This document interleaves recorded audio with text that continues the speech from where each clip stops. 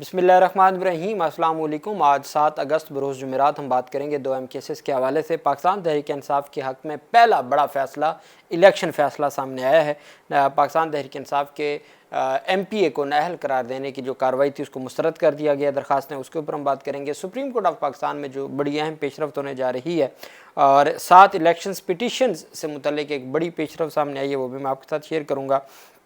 और साथ हम बात करेंगे कि जो करप्शन स्कैंडल था, साबिक जो रिटर्निंग अफसर हैं ख्वाजा आसिफ के हलके के, जिसकी वजह से सहाफ़ियों का ये कहना है कि ख्वाजा आसिफ को इस वजह से परेशानी है कि उनके फ्रंट मैन है, मुबैना तौर पर फ्रंट मैन है, जो रिटर्निंग अफसर थे सियालकोट में 8 फरवरी के इलेक्शन में और फिर उसके बाद संबड़ियाल इलेक्शन में भी वो रिटर्निंग अफसर थे। तो उनकी हवाले से बातें, जो वो ब्यूरोक्रेसी के हवाले से कि पुर्तगाल में प्रॉपर्टीज़ ख़रीदी जा रही हैं। अब तो ये कहते हैं कि आपकी जो जितनी पंजाब हुकूमत चला रही हैं ये सारे पुर्तगाली हैं और वहाँ पर गोल्डन वीज़ा मिलता है और प्रॉपर्टीज़ ख़रीदते हैं। और ये सारा मैंने एक दिन पहले आपको बताया था कि हमारी जुडिशरी, हमारे इदारे ना सिर्फ, और फिर हमारे जो MPAs हैं, MNAs हैं, जब वो इतने बड़े ओहदे लेते हैं, इंजॉय करते हैं, टैक्स का पैसा वो अल्ले तल्लों पे लगाते हैं, तो एक लाजमन शिक होनी चाहिए कि वो या उनके ख़ानदान के लोग जो है वो किसी सूरत भी, वो और उनके ख़ानदान के लोग किसी सूरत भी बाहर जो है वो शिफ्ट ना हो सकें।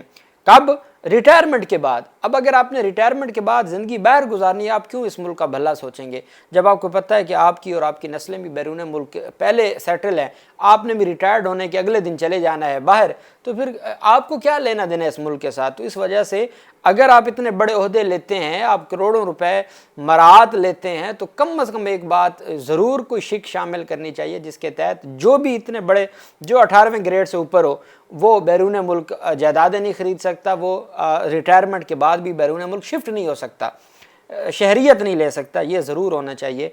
अब इस तरह की जो ख़बरें, जो ख्वाजा आसिफ ने मामला उठाया, तो अब तफसीलात ये आ रही हैं कि जनाबे वाला जो उनके फ्रंट मैन थे, मुबैना फ्रंट मैन जो ADCR थे सियालकोट के, इकबाल संघेड़ा, उनके हवाले से तफसीलात ये सामने आई हैं कि उनको 5 रोज़ा जिस्मानी रिमांड पर पहले भेजा गया था और अब जो है वो उनका मज़ीद 4 रोज़ा जिस्मानी रिमांड दे दिया गया है। जुडिशल मजिस्ट्रेट बुशरा अनवर ने एंटी करप्शन की दरख्वास्त पर समाअत की। एंटी करप्शन पंजाब ने मुलज़म के खिलाफ मुकदमा दर्ज कर रखा है। एंटी करप्शन लाहौर ने ADCR सियालकोट मोहम्मद इकबाल को अदालत में पेश किया, जहाँ एंटी करप्शन हुकाम ने मुलज़म मोहम्मद इकबाल का मज़ीद जिस्मानी रिमांड मांगा। अदालत ने 4 दिन की तौसीह कर दी। अदालत को उन्होंने रिमांड पेपर के ऊपर जो तफसीलात दी हैं वो अहम है। अदालत को बताया गया कि जी कौन कौन सी रिकवरी हुई है, अब तक कौन कौन सी रिकवरी हुई है। रिकवरी में वो बताते हैं कि जो है वो निशानदही पर मोरखा 6/8/2025 को मुलज़म ने निशानदही करते हुए मुद्दई मुकदमा से रिश्वत की मद में ली गई एक घड़ी है रोलेक्स, जो रकम जिसकी है वो 14 लाख समथिंग है। 2 अदद 5 मरला कमर्शियल प्लाट्स की जो फाइलें हैं, वो एक लैंड क्रूज़र गाड़ी, नंबर उसका आगे नंबर भी दिया गया है, जो उनके पास थी। इसी तरह से 68 जो है वो तकरीबन 59 लाख आप कह सकते हैं, 59 लाख रुपए अब तक रकम जो है वो 59 लाख रुपए मिल चुका है। 4,91,50,000 रुपये अभी उनसे मज़ीद रिकवर करवाना है। 59 लाख एक मिला है, करोड़ों रुपए की गाड़ी एक मिली है, 14 लाख की घड़ी एक मिली है। कीमती कमर्शियल प्लाट्स की जो 2 कमर्शियल प्लाट हैं उनकी फ़ाइलें अलग से मिली हैं। पे पूरी तफसील है ये जो अब तक मिली है। और उसके अलावा अभी जो है वो 4,91,00,000 जो है वो बरामद करनी है। और इसके अलावा भी चीज़ें हैं जो एंटी करप्शन कह रहा है कि हमने उनसे रिकवर करनी है, इस वजह से उनका जिस्मानी रिमांड चाहिए। अदालत ने 4 दिन का उनका जिस्मानी रिमांड दे दिया। वहीं पे इलेक्शंस पिटीशंस से मुतल्लिक जो अहम पेशरफ सामने आई है वो इंतहाई अहम है। अब तक जो फाफन की ये रिपोर्ट है, गैर सरकारी इदारा free and fair election network जो फाफन है, उन्होंने इलेक्शन ट्राइब्यूनल्स की कारकर्दगी आज 1.5 साल से ज़ायद हो चुका है। और इलेक्शन का ट्राइब्यूनल की कारकर्दगी ये है कि आधी से ज़्यादा इलेक्शन पिटीशन अभी तक भी ज़ेर इल्तवा हैं। فافن کے مطابق اپریل 21 سے جولائی 31 کے دوران 35 پٹیشنز پر فیصلہ سنایا گیا۔ ٹرائبونلز نے ٹوٹل 374 الیکشنز پٹیشنز میں سے اب تک صرف 171 پٹیشنز کا فیصلہ کیا، اور اس میں بھی زیادہ تر وہ ہیں جو عدم پیروی، جو نان پروسیکیوشن ہیں یا ناقابل سماعت ہے۔ میرٹ کے اوپر تو کچھ چند ایک ہیں جن کی کوئی ایویڈنس ہوئی ہے اور پوری کارروائی آگے بڑھا کے کیا گیا ہے۔ ان پٹیشنز میں 124 کا تعلق قومی اسمبلی جبکہ 250 کا تعلق صوبائی اسمبلیوں سے ہے، اور 124 الیکشنز پٹیشنز جس قومی اسمبلی کی ہوں اور اس کے باوجود اگر 1.5 سال گزر جانے کے باوجود بھی ان کا فیصلہ نہ آ سکے تو پھر آپ خود اندازہ لگائیں ہمارے ملک کا نظام کیسے آگے بڑھایا جا رہا ہے اور کس طریقے سے چیزوں کو دیکھا جا رہا ہے، اور کب عوام کے مینڈیٹ کے لیے ہمارا نظام تڑپے گا اور عوام کو عوام کا مینڈیٹ دلوائے گا۔ الیکشن کمیشن آف پاکستان میں دوہری شریعت کیس کا فیصلہ الیکشن کمیشن آف پاکستان نے سنا دیا ہے۔ پی ٹی آئی کے ایم پی ہیں امتیاز محمود، ان کی نااہلی کی درخواست مسترد کر دی گئی ہے۔ درخواست نون لیگی رشدہ لودھی اور نعیم شہزاد نے دائر کی تھی۔ ایم پی اے امتیاز محمود پر کینیڈین شہریت چھپانے کا الزام تھا۔ کیس آرٹیکل 63(2) سب آرٹیکل 3 اور آرٹیکل 127 کے تحت سنایا گیا تھا۔ الیکشن کمیشن نے شہریت ترک کرنے کا سرٹیفکیٹ قبول کیا۔ امتیاز محمود نے 10 دسمبر 2022 کو کینیڈین شہریت ترک کی۔ کاغذات نامزدگی 21 دسمبر 2023 کو جمع کرائے گئے۔ کاغذات نامزدگی سے قبل وہ شہریت ترک کی جا چکی تھی۔ کمیشن نے دلائل سننے کے بعد ان کے خلاف دائر ریفرنس خارج کر دیا۔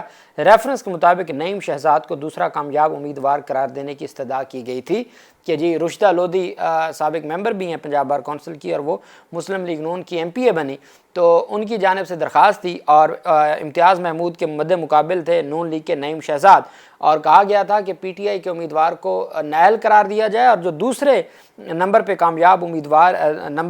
امیدوار ہیں ان کو کامیاب امیدوار قرار دیا جائے۔ کمیشن نے قرار دیا کہ امتیاز محمود نے قانون کی خلاف ورزی نہیں کی۔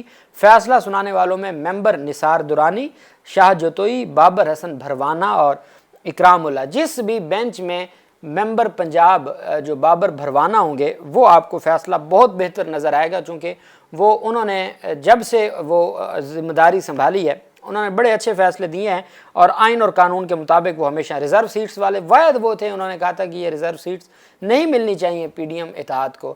ساتھ ان کی جانب سے جب یہ دوبارہ گنتی والا سلسلہ شروع ہوا تو انہوں نے اختلافی نوٹ لکھے کہ یہ دوبارہ گنتی کی درخواستوں کو ہم انٹرٹین ہی نہیں کر سکتے، یہ اب معاملہ ہمارے ہاتھ سے نکل چکا ہے اور یہ الیکشن ٹرائبونلز دیکھ سکتے ہیں، لیکن پھر بھی جو الیکشن کمیشن آف پاکستان نے خیر یہ پاکستان تحریک انصاف کی رہنما کے خلاف جو نااہلی کا ریفرنس ہے وہ خارج کر دیا ہے۔ الیکشن سے متعلق یہ پہلا فیصلہ جو الیکشن کمیشن آف پاکستان نے پی ٹی آئی کے حق میں کیا ہے۔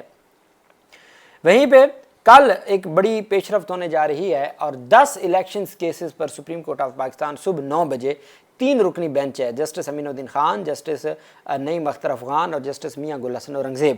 پہلے کہا گیا تھا 2 رکنی بینچ ہے، پھر بعد میں جب لسٹیں سامنے آئی تو 3 رکنی بینچ ہے۔ اب جانتے ہیں امین الدین خان صاحب اور نعیم اختر افغان صاحب پی ٹی آئی کی غلطیوں کو، جو الیکشن کمیشن کا موقف تھا کہ پی ٹی آئی نے غلطیاں کی ہیں اور انہوں نے سنی اتحاد کونسل میں یہ کیا وہ کیا، اس پر بہت سخت فیصلہ ریزرو سیٹس والا لکھا تھا۔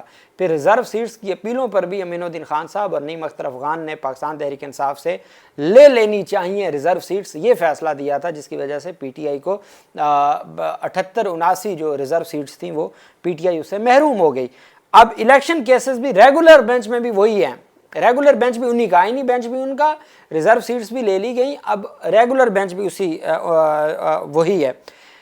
NA-79 گجرانوالہ میں ری کاؤنٹنگ کے فیصلے کے خلاف اپیل دائر کی تھی، اور یہ اپیل کس کی یہ قاضی فائز کا فیصلہ تھا، اس کے خلاف اپیل دائر کی گئی تھی، اور NA-79 گجرانوالہ میں قاضی فائز کے فیصلے کے بعد ری کاؤنٹنگ میں مسترد ووٹ 9300 سے بڑھ کے 23,000 ہو گئے تھے۔ پی ٹی آئی کے احسان ورق کے ووٹ 1,04,000 سے کم ہو کے 92,000 ہو گئے تھے۔ قاضی فیض نے ری کاؤنٹنگ کا حکم دیا تھا۔ ری کاؤنٹنگ میں جو 9300 ووٹ تھے جو مسترد ہوئے تھے، ری کاؤنٹنگ میں وہ 23,000 ہو گئے۔ پی ٹی آئی جو عہدیدار ہے اس کے ووٹ 1,04,000 سے کم ہو کے 92,000 ہو گئے۔ جو 13,000 کم ہوئے وہ سارے پی ٹی آئی والے کے ہوئے، دوسرے فریق کے ہوئے ہی نہیں ہیں، اندازہ لگائیں۔ یہ فائز عیسیٰ کا فیصلہ تھا NA-79 گجرانوالہ کا ری کاؤنٹنگ کا، اس فیصلے کے خلاف اپیل ہے۔ اس کے علاوہ سپریم کورٹ آف پاکستان میں جو ہے وہ کل اہم مقدمات کی سماعت ہے۔ जिसमें कसूर की नशिस्त PP 182 में मुबैना धांधली के इल्ज़ामात पर समाअत होगी, जिसमें पाकिस्तान तहरीक इंसाफ के उम्मीदवार का, ये वो हैं जो इलेक्शन ट्राइब्यूनल ने खारिज किए थे, मेरिट पे नहीं टेक्निकलिटीज़ के ऊपर नाकाबिल समाअत। PP 182 का कल समाअत है election tribunal Lahore high court के फैसलों के ख़िलाफ़। इसके अलावा हल्का बंदियों से मुतल्लिक़ केस की समाअत भी कल होगी। मेजर रिटायर्ड फैसल अजीज़ के कागजात नामजदगी मुस्तरद हुए थे, उसके खिलाफ अपील पर समाअत होगी। फॉर्म 47 के इंतखाबी नताइज के खिलाफ दरखास्तों पर समाअत होगी। वोटों की दोबारा गिनती की दरखास्तों पर भी सुप्रीम कोर्ट कल फॉर्म 45 भी, कल दोबारा गिनती भी, धांधली भी, तमाम मामलात सुप्रीम कोर्ट ऑफ पाकिस्तान में खुलेंगे। सिंध असम्बली के एक हल्के में वोटों की दोबारा गिनती की दरखास्त भी समाअत के लिए मुकर्रर है। NA 79 गुजरांवाला के नताइज पर एतराज़ और दोबारा गिनती से मुतल्लिक़ समाअत होगी। शेखुपुरा की नशिस्त पर नामजदगी फार्म की मंजूरी के खिलाफ सुप्रीम कोर्ट कल समाअत करेगी। दोहरी शरीयत की बुनियाद पर PP 139 शेखुपुरा के उम्मीदवार के खिलाफ दरखास्त पर भी समाअत कल होगी।